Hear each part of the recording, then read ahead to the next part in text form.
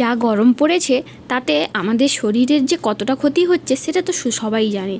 আর তার জন্য কিন্তু আমি আজকে তোমাদের সঙ্গে একটা কিছু এমন খাবার নিয়ে চলে এসেছি যেটা খেতে ভালো হবে এবং তার সঙ্গে শরীরের পক্ষেও ভালো।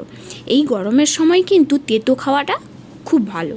তার জন্য আমি আজকে তোমাদের সঙ্গে একটা গিমে শাকের একটা মজাদার রেসিপি নিয়ে এসেছি এবং সেইটায় সবাই কিন্তু খেতে পছন্দ করবে। আর যদি কারোর বাড়িতে ছোট বাচ্চা থাকে তারা যদি না খেতে চায় এই গিমে শাক, কারণ যেহেতু এটা তেতো হয় তাই কিন্তু এইভাবে বানিয়ে দিলে কিন্তু তারা দেখে কিন্তু খেয়ে নেবে। তো চলো সেটা কেমনভাবে বানাই সেটা দেখতে থাকো। প্রথমেই আমি শাকগুলোকে ভালো করে পরিষ্কার করে নিয়েছি এবং আমি শাকগুলোকে ধুয়ে নিয়ে এসেছি।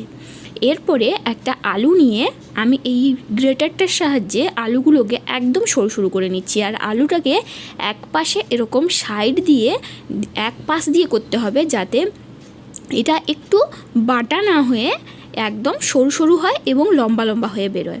আমি তোমাদেরকে দেখাচ্ছি, দেখলে আশা করি তোমরা বুঝতে পারবে যে আলুর সাইজটা ঠিক কেমন হয়েছে। একদম ঝুরি মতো হয়ে গেছে। আর এইটা কিন্তু খেতে খুব ভালো লাগে।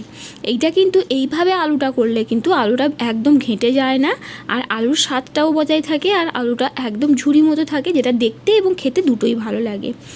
এবারে আমি একটা ব্যাটার তৈরি করে নিব। ব্যাটার নয়, অ্যাকচুয়ালি শাকের সঙ্গে বেসন দিয়ে একটা ব্যাটার বানিয়ে নিব।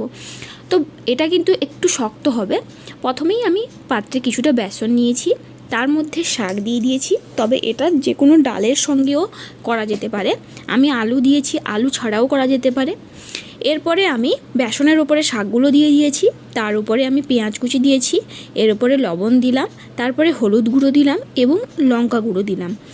এরপরে আমি আলুগুলো যে গ্রেট করে রেখেছিলাম সেটা ধুয়ে দিয়ে দিলাম। আর আলুগুলো ঠিক এইভাবে ঝুরির মতো হয়েছে। এরপরে আমি কিন্তু সবগুলোকে একসঙ্গে মিশিয়ে নেব।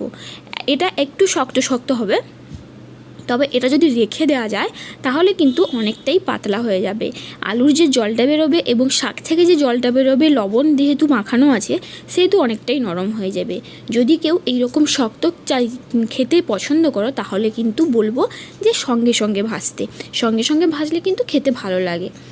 এবারে এইটাকে ভালো করে মিশিয়ে নিতে হবে। তারপরে একটা কড়াই বসিয়ে দিয়ে কড়াইতে একটু সাদা তেল দিয়ে তেলটা গরম হয়ে গেলে তারপরে এই মাখিয়ে রাখা শাকের ব্যাটারটা সেটা কিন্তু আমি দিয়ে দিচ্ছি।